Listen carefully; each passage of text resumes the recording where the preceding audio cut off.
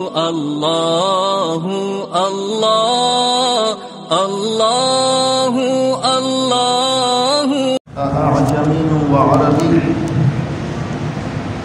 قل هو للذين آمنوا هدى وشفاء والذين لا يؤمنون في آذانهم وقر وهو عليهم عمى أولئك ينادون من مكان بعيد صدق الله العظيم. درود شریف پڑھ لیجیے. اللهم صل على سيدنا مولانا محمد وعلى آل سيدنا ومولانا محمد وبارك وسلم. قرآن کریم کے اسلوب بیان کو نہ سمجھنے کی وجہ سے ملحدین قرآن کریم پر اعتراضات کرتے ہیں. قرآن کریم میں جو خطاب کیا گیا ہے تو کہیں پر یہ خطاب نبی علیہ السلام کو مخاطب کر کے کیا گیا ہے. بعض جگہوں پر تو نبی علیہ السلام مراد ہے، بعض جگہوں پر نبی علیہ السلام کے ساتھ عام مومنین مراد ہے، بعض جگہوں پر خطاب تو نبی علیہ السلام کو ہے لیکن مراد نبی علیہ السلام نہیں ہے بلکہ عام مومنین ہے. بعض جگہوں پر عرب کو خطاب کیا گیا ہے، بعض آیات میں عام لوگوں کو خطاب کیا گیا. اب جن آیات میں عرب لوگوں کو مخاطب کیا گیا ہے تو ان آیات پر یہ اعتراض ہوتا ہے کہ قرآن کریم تو صرف عرب کے لیے آیا ہے. جیسے فرمایا وَلَوْ جَعَلْنَاهُ قُرْآنًا عَجَمِيًّا، اگر ہم قرآن کریم کو عجمی زبان میں عرب کے علاوہ کسی اور زبان میں نازل کر لیتے لَقَالُوا لَوْلَا فُصِّلَتْ آیَاتُ، وہ کہتے جی ان کی آیتیں ہم پر کھول کر کیوں نہیں بیان کی گئی؟ ہم تو عرب قوم ہے اور نبی علیہ السلام بھی عرب ہے اور قرآن آ رہا ہے عجمی زبان میں. جیسے مرزا قادیانی وہ اس کو 7 زبانوں میں بقول اس کے 7 زبانوں میں اس کو وحی ہوتی تھی. اچھا کبھی کبھی مرزا قادیانی کو نعوذ باللہ بقول اس کے جو وحی ہوتی تھی تو وہ دوسری زبان میں آ جاتی اور پھر وہ لوگوں کے ساتھ چلتا پھرتا اس کا کیا مطلب ہے. خاص کر جب انگریزی میں وحی آتی تھی نا تو پھر وہ لوگوں سے پوچھتا تھا کہ اس کا کیا مطلب ہے. انگریزی میں جو الہام اس بدبخت کو ہوتا تھا پھر وہ لوگوں سے پوچھتا تھا کہ اس کا کیا مطلب ہے. تو جب نبی عربی ہو اور زبان عجمی ہو تو پھر سمجھنے میں فرمایا کہ وہ کہیں گے لولا فصلت آیات اعجمی و عربی. تو ان آیات سے وہ استدلال کرتے ہیں کہ یہ جو قرآن کریم نازل ہوا ہے یہ صرف اگر ہے بھی بقول ان کے اول تو وہ قرآن کو مانتے نہیں ہیں اور ہم لوگوں پر بڑا غصہ نکالتے ہیں. کہتے تم بلا وجہ جا کر عربوں کے دین میں پھنس گئے ہو. یہ نبی بھی عرب کے لیے آیا تھا اور یہ قرآن بھی عرب کے لیے آیا تھا. آپ لوگ بلا وجہ جا کر عربوں کے دین میں پھنس گئے ہو. یہ عربوں کا دین ہے، یہ تمہارا نہیں ہے. اور اکثر ان کے چینلوں پر اس بات کا تذکرہ چل رہا ہے کہ وہ تو قرآن کو مانتے ہی نہیں ہے لیکن چلو اگر مان بھی لیں تو یہ تو عربوں کا دین ہے، تمہارا تھوڑی ہے. جس طریقے سے گزشتہ انبیاء ایک مخصوص قوم کے لیے آتے تھے، مخصوص طبقے کے لیے آتے تھے، تو اس طرح نبی علیہ السلام عرب کے لیے آئے. آپ اس کے مکلف نہیں. آپ بلا وجہ خود کو ٹینشن میں ڈالے ہوئے ہیں، بلا وجہ اتنے لمبے روزے رکھ رہے ہیں اور زکوٰۃ دے رہے ہیں. یہ تو تمہارا دین ہے ہی نہیں، یہ تو عرب کا. اِنَّا جَعَلْنَاهُ قُرْآنًا عَرَبِيًّا، ہم نے قرآن کریم کو عربی زبان میں اتارا ہے. بِلِسَانٍ عَرَبِيٍّ مُبِينٍ اِنَّا أَنزَلْنَاهُ قُرْآنًا عَرَبِيًّا. تو ان ساری باتوں سے یہ معلوم ہوتا ہے ملحدین کہتے ہیں کہ یہ قرآن عربی زبان میں ہے اور یہ عربی زبان میں اتارا گیا ہے تو یہ عربوں کے لیے ہے، عجمیوں کے لیے نہیں ہے. وہ تو عربوں کے لیے بھی نہیں مانتے لیکن ہم سے وہ کہتے ہیں کہ تمہارے لیے تو ہے ہی نہیں، تم بلا وجہ جا کر وہ اس کو دین عرب کہتے ہیں. یہ عربوں کا دین ہے اور اس کو سارے لوگوں نے قبول کر لیا اس لیے کہ تو قرآن سے ثابت ہو رہا ہے کہ عربوں کا دین ہے. نعوذ باللہ من ذالک. یاد رکھیے قرآن کریم کا اسلوب خطاب جیسے میں نے آپ کو بتایا کبھی یہ خطاب نبی علیہ السلام کو ہوتا ہے اور مراد آپ ہی ہوتے ہیں. یا ایھا المزمل قم اللیل الا قلیلا یا ایھا المدثر قم فانذر، یا ایھا النبی، یا ایھا الرسول۔ تو یہ کتنی جگہ قرآن کریم میں یہ خطاب آیا ہے نبی علیہ السلام کو۔ شکر ہے کہ ملحدین کی نظر ان آیات پر نہیں پڑی، ورنہ وہ کہہ دیتے کہ یہ قرآن تو صرف اس نبی کے لیے ہے، تمہارے لیے تو ہے ہی نہیں۔ اسی لیے کہ یہاں تو خطاب کس کو ہوا؟ نبی علیہ السلام۔ کبھی ایسا ہوتا ہے کہ خطاب نبی علیہ السلام کو ہوتا ہے لیکن مراد نبی علیہ السلام کے ساتھ مومنین بھی ہوتے ہیں، اور کبھی ایسا ہوتا ہے کہ خطاب نبی علیہ السلام کو ہوتا ہے لیکن مراد اس سے مومنین ہی ہوتے ہیں۔ جیسے فَإِن كُنتَ فِي شَكٍّ مِّمَّا أَنزَلْنَا إِلَيْكَ یا لَئِنْ أَشْرَكْتَ لَيَحْبَطَنَّ عَمَلُكَ، کہ اے نبی اگر آپ نے شرک کیا تو آپ کا عمل ضائع ہو جائے گا۔ ظاہر ہے کہ نبی سے تو شرک کا امکان ہی نہیں ہے۔ کون مراد ہے؟ مومنین۔ مقصد کیا ہے کہ اگر نبی کا عمل شرک کی وجہ سے ضائع ہو سکتا ہے تو پھر تم کون ہوتے ہو کہ تمہارا ایمان بن جائے گا اور تمہارا عمل بن جائے گا؟ یا اسی طرح یہ وَإِن كُنتَ فِي شَكٍّ مِّمَّا أَنزَلْنَا إِلَيْكَ، حالانکہ نبی علیہ السلام کو تو بھی شک نہیں۔ مقصود کون ہے؟ مخاطب۔ کوئی بھی مخاطب اگر شک میں ہے تو وہ اہل کتاب سے پوچھے۔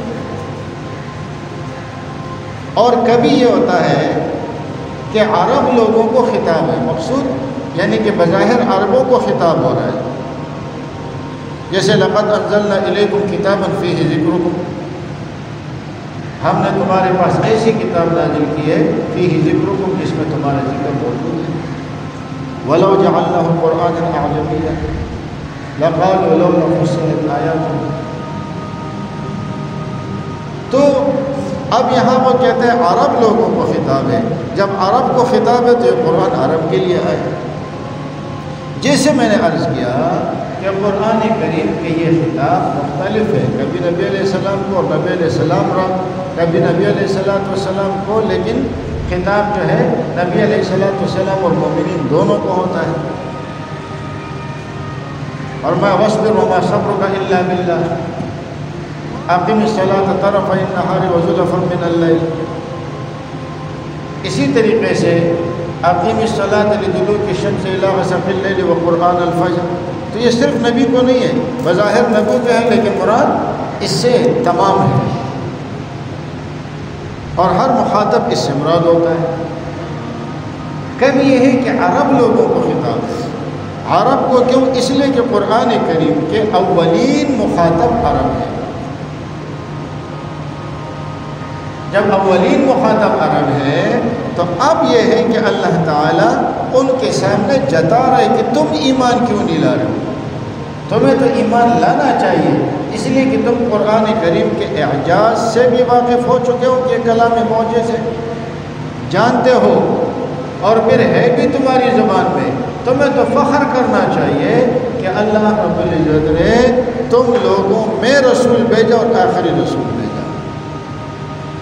اس قرآن کریم میں تمہارا ذکر موجود ہے، تو تمہیں تو خوش ہونا چاہیے کہ وہ کتاب جو ہم نے سارے عالم کے لیے دی مگر اس کے لیے انتخاب عربی زبان کا کیا، تمہارے لیے تو اعجاز ہے، تمہیں تو ایمان لانا چاہیے۔ لیکن ان چیزوں کو جب دیکھا بلسان عربی مبین، اول مخاطب کون تھے؟ عرب۔ ہم نے کھلے عربی زبان میں نازل کیا، تمہیں تو انکار نہیں کرنا چاہیے نا۔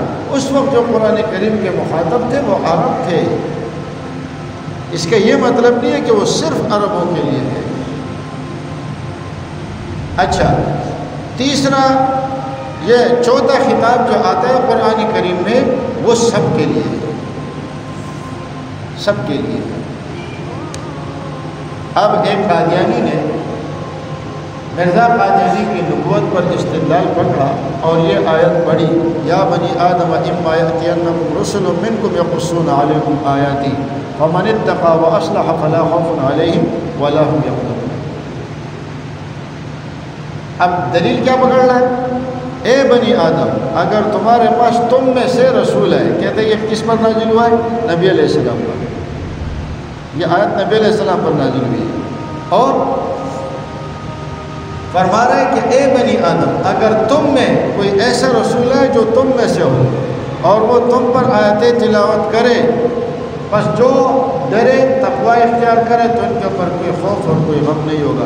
جب یہ نبی علیہ السلام پر نازل ہوئے تو اس کا مطلب یہ ہے کہ نبی علیہ السلام کے بعد نعوذ باللہ نبی آ سکتے ہیں۔ غلطی کیا کرنا ہے؟ پیچھے کو چھوڑنا، غلطی نہیں کر رہا، قصدن کرنا۔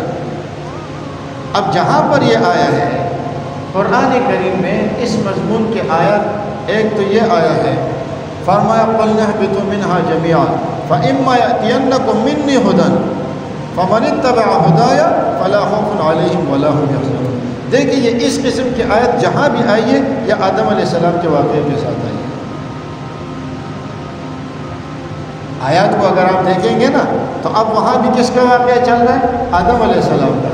آدم علیہ السلام کو اتارا گیا تو فرمایا قُلْنَا اهْبِطُوا مِنْهَا جَمِيعًا فَإِمَّا يَأْتِيَنَّكُم مِّنِّي هُدًى۔ اب اگر تمہارے پاس میری طرف سے ہدایت آئے گی اور رسول ہدایت لے کر آئے گا تو تم نے اس پر عمل کرنا ہے۔ تو یہ کس زمانے میں کہا گیا؟ آدم علیہ السلام کو جب زمین پر اتارا گیا تو اب کہا گیا۔ تو ان کے بعد کتنے رسول آئیں گے؟ سوالات پورے ہو گئے، کتنے چاہیے مرزائیوں کو؟ اسی طرح دوسری جگہ دیکھیں، فرمایا قُلْنَا اهْبِطُوا مِنْهَا جَمِيعًا بَعْضُكُمْ لِبَعْضٍ عَدُوٌّ فَإِمَّا يَأْتِيَنَّكُم مِّنِّي هُدًى فَمَنِ اتَّبَعَ هُدَايَ فَلَا يَضِلُّ وَلَا يَشْقَىٰ۔ یہ بھی کس موقع پر کہہ رہے ہیں؟ آدم علیہ السلام کو زمین پر اتارنے کے بعد۔ سورہ اعراف میں جو ذکر چل رہا ہے یہاں یا بنی آدم، یاد رکھیں قرآن کریم کا عام اسلوب یہ ہے جب یا ایھا الناس سے خطاب ہوتا ہے تو اس سے اکثر مکے والے مراد ہوتے ہیں۔ یہ مکی صورت کی پہچان ہے جس میں یا ایھا الناس کا لفظ آتا ہے، الا ماشاء اللہ کہیں مدینہ میں آیا ورنہ اکثر کہاں ہے؟ مکہ میں۔ اور جب خطاب ہوتا ہے یا ایھا الذین آمنوا سے تو وہ عموماً مدنی آیت ہوتی ہے، اور جب خطاب ہوتا ہے یا بنی آدم سے تو اس سے مراد وہ دور ہوتا ہے کہ جس میں آدم علیہ السلام۔ اب دیکھیں اس سے پہلے ایک دفعہ آیا یا بنی آدم قد انزلنا علیکم لباسا یواری سوآتکم وریشا۔ اس سے کون مراد ہے؟ آدم علیہ السلام کے زمانے میں۔ یا بنی آدم لا یفتننکم الشیطان کما اخرج ابویکم من الجنہ۔ کون مراد ہے؟ آدم علیہ السلام کے زمانے سے۔ اور یا بنی آدم خذوا زینتکم عند کل مسجد، کون مراد ہے؟ آدم علیہ السلام کا زمانہ۔ تو جب یا بنی آدم اما یأتینکم آگیا تو مراد کیا ہوگا؟ آدم علیہ السلام کے زمانے۔ خیر یہ تو ہمارا موضوع نہیں ہے، اس کے تو کئی جوابات ہیں اور بڑے زبردست قسم کے ہیں، لیکن عرض کرنے کا مقصد یہ ہے کہ ہم نے قرآن کریم کے اسلوب کو سمجھنا ہے۔ جہاں قرآن کریم میں یا بنی آدم کا لفظ آیا ہے تو اس سے مراد آدم علیہ السلام کا دور ہے، اور قرآن کریم اس واقعے کو نقل کر رہے ہیں کہ ہم نے کہا ان سے کہ اے بنی آدم۔ یہ مطلب نہیں ہے کہ نبی علیہ السلام کا زمانہ ہے۔ تو اب دیکھیے قرآن کریم میں کچھ خطاب وہ ہیں جو عام لوگوں کو ہے۔ اب دیکھیں اسی صورت کو لے لیں، سورہ اعراف کو، اس میں یہی خطاب چل رہا ہے، بڑا عجیب اسلوب ہے۔ تو اس مرزائی سے میں نے کہا ایک تو آپ اس یہ پیلے والے یا بنی آدم دیں تمہیں بات سمجھ آ جائے گی، وہ پہلے کبھی نہیں جاتا، کہتے ہیں کیا ہے بس ادھر کرو اس آیت میں، اب اس آیت میں کیوں، پیچھے سے چلو تاکہ مضمون سمجھ آئے۔ میں نے کہا اچھا چل اس سے پیچھے دیکھ، اس صورت میں اللہ کیا فرماتا ہے؟ لقد ارسلنا نوحا الی قومہ، نوح علیہ السلام کا واقعہ بیان کیا۔ آگے وَإِلَىٰ عَادٍ أَخَاهُمْ هُودًا، اس کے بعد نوح علیہ السلام کو ان کے قوم کی طرف، اور اسی طرح قوم عاد کی طرف ہود علیہ السلام کو مخصوص لوگوں کی طرف آ رہا ہے۔ وَإِلَىٰ ثَمُودَ أَخَاهُمْ صَالِحًا، سمود کی طرف صالح علیہ السلام۔ آگے لوط علیہ السلام کے بارے میں وَلُوطًا إِذْ قَالَ لِقَوْمِهِ أَتَأْتُونَ الْفَاحِشَةَ مَا سَبَقَكُم بِهَا، وہاں بھی قوم کا ذکر آیا ہے، لوط اپنے قوم کی طرف۔ وَإِلَىٰ مَدْيَنَ أَخَاهُمْ شُعَيْبًا، اب دیکھیں تسلسل شروع ہو گیا مادیان کی طرف ان کے بھائی شعیب علیہ السلام کو، تو یہ ایک خاص قوم کی طرف سارے آ رہے ہیں۔ پھر آگے اللہ تعالیٰ نے موسیٰ علیہ السلام کا قصہ شروع کیا، ثم بعثنا من بعد موسیٰ بآیاتنا الی فرعون وملئہ فظلموا بہا۔ پھر اس واقعے کو لمبا کھینچا، جب موسیٰ علیہ السلام کا واقعہ ختم ہوا اب نبی علیہ السلام کی باری آ رہی ہے، کیا فرما؟ قل یا ایھا الناس انی رسول اللہ الیکم۔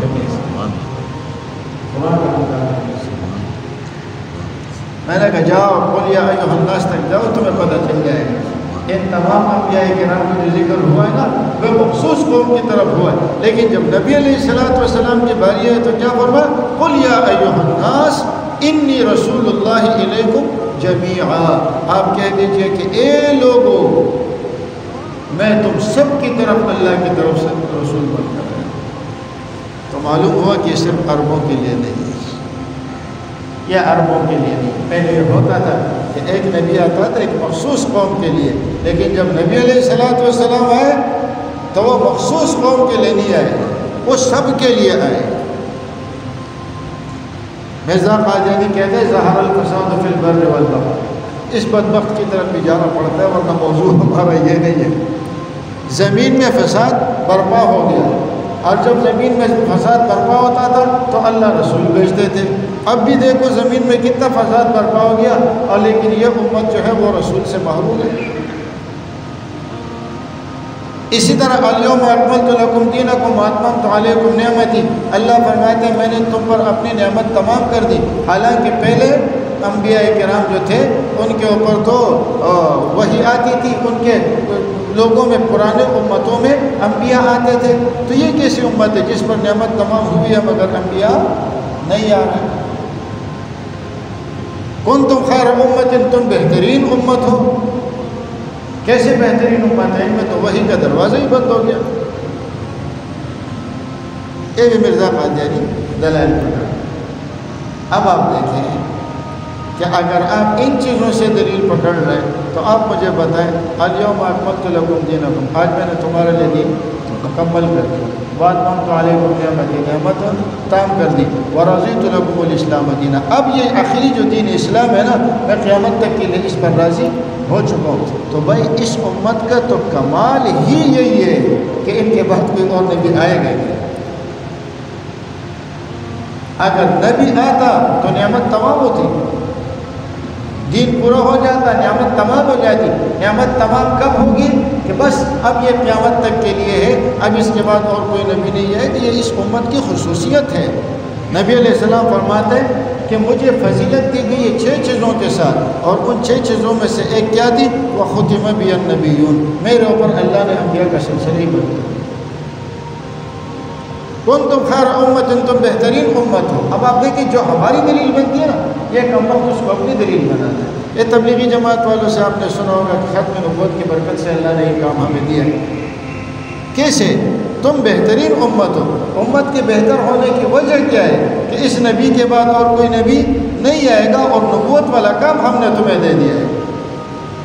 تو اب اگر نبوت والا کام اس کو نہ ملتا تو کیا یہ بہترین امت کہلاتی؟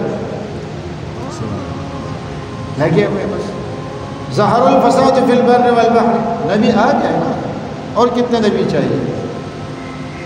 اللہ نے اتمام حجت کر دی۔ اب یہ نبی جو ہے ان کے تعلیمات کو اللہ رب العزت قیامت تک برقرار رکھے۔ اب ایک عجیب بات دیکھیں، اب موضوع یہ چھڑ چکا ہے تو چلے اس پہ کچھ بول لیں۔ اللہ رب العزت نے فرمایا ما کان محمد ابا احد من رجالکم ولکن رسول اللہ وخاتم النبیین۔ اب پیچھے سے آپ دیکھیں تو واقعہ کیا چلا آ رہا ہے۔ اسی حضرت زینب سے نبی علیہ السلام کا نکاح، اور پھر اس میں یہ تھا کہ لوگوں نے بڑا شور مچا، انہوں نے تو اپنی بہو سے نکاح کر لیا۔ کیوں؟ اس لیے کہ وہ حضرت زید بن حارثہ کے نکاح میں تھی، اور انہوں نے ان کو چھوڑ دیا۔ پھر نبی علیہ السلام نے نکاح کر لیا اور امر ربی سے کیا۔ انہوں نے کہا دیکھو یہ تو اپنی بہو سے نکاح کیا، حالانکہ نبی علیہ السلام نہیں کرنا چاہ رہے تھے۔ اللہ نے فرمایا وَتَخْشَى النَّاسَ وَاللَّهُ أَحَقُّ أَن تَخْشَىٰ، آپ لوگوں سے گھبرا رہے ہیں اور حالانکہ نبی کی شان یہ ہے کہ وہ لوگوں کی پرواہ نہ کرے، وہ اللہ سے ڈرے۔ آپ کیوں لوگوں سے ڈر رہے ہیں کہ لوگ کہیں گے جی اپنی بہو سے نکاح کر لیا، حالانکہ لیبالک کی بیوی اپنی بہو تھوڑی جلاتی ہے۔ لیکن یہ بات عرب لوگوں میں راسخ ہو چکی تھی۔ تو آگے آپ نے فرما دیا کہ اب یہاں پر یہ اشکال آیا کہ نبی علیہ السلام کے بارے میں تو وہ کہتے تھے کہ ان کی کوئی اولاد نہیں ہے، جب نہیں ہے تو جب آپ کی وفات ہو جائے گی تو آپ کا مشن ختم ہو جائے گا۔ لیکن ایک زید بن حارثہ تھے جو آپ کے لیبالک تھے، اس کے متعلق یہ خدشہ تھا کہ کہیں آپ کے بعد یہ آپ کا خلیفہ نہ بن جائے اور یہ کہیں آپ کے بعد آپ کے دین کی دعوت کو آگے نہ چلائے۔ تو جب اللہ نے فرما دیا کہ وہ زید بن حارثہ بھی آپ کے بیٹے ہیں نہیں ہے، تو وہ اور خوش ہو گئے کہ چلو اب تو کوئی نہیں رہا۔ یہ ایک تھا، اب یہ بھی نہیں رہا، اب یہ بھی نہیں رہا، تو اب یہ ہے کہ آپ کا دین بچے تو آپ کے سارے بچپن میں وفات پا گئے، یہ ایک بچ گیا تھا، اللہ نے فرما دیا یہ بھی آپ کا بیٹا نہیں ہے، جب نہیں ہے تو دین کا کام خلاص۔ اللہ نے کیا فرمایا؟ ما کان محمد ابا احد من رجالکم، محمد صلی اللہ علیہ وسلم تم میں سے مردوں میں سے کسی کے باپ نہیں ہے، اس لیے کہ بچے تو بچپن میں انتقال کر گئے، وہ تو مردان کی عمر کو پہنچے ہی نہیں ہے۔ اب اشکال آیا کہ اب تو دین ختم ہو گیا، تو فرمایا ولکن رسول اللہ، لیکن آپ اللہ کے رسول ہیں، اور رسول امت کا روحانی باپ ہوتا ہے، تو رسول کے بارے میں یہ نہیں کہا جاتا کہ آپ کا دین یتیم رہ جائے گا۔ اور پھر وخاتم النبیین، آپ تمام انبیاء کے خاتم ہیں، اب آپ کے بعد کوئی اور نبی آنے والا نہیں ہے۔ تو اب آپ کی امت بھی کب تک چلے گی؟ قیامت تک۔ تو سب سے بڑی امت کون سی ہو گئی؟ نبی علیہ السلام کی۔ تو جس کی امت قیامت تک چل رہی ہے، آپ اس کو کیا سمجھتے ہیں کہ یہ لاوارث ہے، ان کا دین لاوارث ہے، یہ ایسے ہی ہو جائے گا۔ اب یہاں دیکھیں اللہ نے کیا فرمایا؟ ولکن رسول اللہ، آگے کیا فرمایا؟ وخاتم النبیین، بڑے نکتے والی بات ہے، ولکن رسول اللہ، وہ اللہ کے رسول ہیں۔ اچھا، رسول اور نبی میں فرق کیا ہے؟ رسول اسے کہتے ہیں جسے نئی شریعت اور نئی کتاب دی گئی ہو، اور نبی اسے کہتے ہیں کہ چاہے اسے نئی شریعت دی گئی ہو یا وہ پرانی شریعت کا پابند ہو۔ جیسے ایک نبی آئے اور ان کے تعلیمات میں جب لوگوں نے بگاڑ کرنا شروع کر دیا تو اللہ نے ان کی اصلاح کے لیے دوسرا نبی بھیجا، اب وہ نئی شریعت لے کر نہیں آ رہا، وہ پرانی شریعت کی اصلاح کر رہا ہے۔ اب دیکھیں عقل کا تقاضا یہ ہے کہ نبی علیہ السلام کی امت میں تو بہت سارے رسول آ جائیں، بہت سارے نبی آ جائیں۔ کیوں؟ اس لیے کہ آپ کا زمانہ لمبا ہے، جب زمانہ لمبا ہے تو بگاڑ بھی زیادہ آئے گا۔ تو عقل کا تقاضا کیا ہے کہ آپ کے زمانے میں، یعنی آپ کی امت میں ایک نہیں بہت سارے نبی آ جائیں۔ لیکن اللہ نے کیا فرمایا؟ تو یہاں کیا کہنا چاہیے تھا؟ ولکن رسول اللہ، وخاتم النبیین کے بجائے بظاہر کیا تقاضا کرتا ہے؟ وخاتم المرسلین کہنا چاہیے تھا، اس لیے کہ پہلے کیا کہا؟ ولکن رسول اللہ، وہ اللہ کے رسول ہیں۔ آگے کیا فرمایا؟ وخاتم النبیین، جب پہلے رسول کا ذکر ہے تو بعد میں کیا ہونا چاہیے؟ وخاتم المرسلین۔ لیکن اللہ نے یہ نہیں فرمایا، کیا فرمایا؟ وخاتم النبیین۔ اس میں راز کیا ہے؟ اس میں راز یہ ہے کہ اگر خاتم المرسلین کہہ دیتے تو قادیانی کہتے کہ نئی شریعت نہیں آ سکتی نا، اب تو مرسلین کے خاتم ہے، نبیین کے نہیں ہے۔ اللہ نے فرمایا وخاتم النبیین، نبیین کے خاتم ہے، تو رسول تو بطریقہ اولا نہیں آ سکتا، نہ نبی آ سکتا ہے اور نہ رسول آ سکتا ہے۔ تو بہرحال ہم اگر سیاق اور سباق کو دیکھیں گے تو بات سمجھ آ جائے گی۔ فرما دیا قل یا ایھا الناس انی رسول اللہ الیکم جمیعا، آپ کہہ دیجئے کہ اے لوگوں میں تم سب کی طرف رسول بن کر آیا ہوں۔ تو آپ قرآن کے اسلوب کو اگر دیکھیں گے تو آپ کو پتہ چلے گا کہ عرب کو کیوں مخاطب کیا گیا ہے، عربی زبان میں کیوں آیا ہے، اس لیے کہ نبی عربی ہے اور اس وقت جو مخاطبین ہیں وہ عرب ہیں، تو ان کو جتلایا جا رہا ہے کہ تمہیں تو اول مومن ہونا چاہیے مگر تم یہاں پر گڑبڑ کر رہے ہو، تمہیں تو گڑبڑ نہیں کرنا چاہیے۔ تمہیں گڑبڑ نہیں کرنی. تو ہمارے پشتوں میں ایک کہتے ہیں نا کدان اور غاب کے غائب میں بلالا نسبیت والے باتیں. اگر اور لوگ بھونکتے ہیں تو بھونکنے دو، کمار کے کتے تم کیوں بھونک رہے ہو؟ تو یہاں یوں بتایا جا رہا ہے کہ اگر اور لوگ مخالفت کریں تو کریں، عربوں تم کیوں مخالفت کر رہے ہو؟ تم اولین مخاطب ہو. قرآن بھی تو آپ نے فرمایا نا کہ عرب کو پسند یہ 3 وجہ سے. کیا؟ لأنی عربی ہوں. ایک تو یہ کہ میں عربی ہوں. کتنا بڑا اعزاز ہے عرب لوگوں کے لیے اگر وہ سمجھ جائے تو. فرمایا میں عربی ہوں، والقرآن عربی، اور قرآن بھی عربی زبان میں ہے. اور تیسری بات خدا کی قسم ولسان اہل الجنت عربی، اور جنت کی زبان بھی عربی. اتنا بڑا اعزاز اللہ نے کیا. تو اس لیے قرآن میں یہ جو فرمایا نا کہ اگر ہم اس کو عجمی بنا لیتے تو پھر تم لوگ اعتراض کرتے ہیں کہ تو ہماری سمجھ ہی نہیں آ رہا. تو ہم نے اتارا بھی عربی زبان میں، اور عربی زبان بھی بہت واضح ہے. تو اس کا یہ مطلب تھوڑی بنتا ہے کہ یہ عربوں سے کہا تو پھر آگے دوسرے لوگ اس کے مخاطب نہیں ہیں. پورے قرآن کو اگر پڑھیں گے تو نبی علیہ الصلوۃ والسلام خاتم النبیین ہے، قرآن سے بعد کوئی نبی آنے والے نہیں ہے. اور یہ صرف عرب کے لیے نہیں ہے، بلکہ جیسے میں نے آپ کو بتایا قرآن کریم کے اسلوب خطاب کو اگر ہم سمجھ لیں تو کبھی کسی کو کوئی اعتراض نہیں آئے گا. وما علینا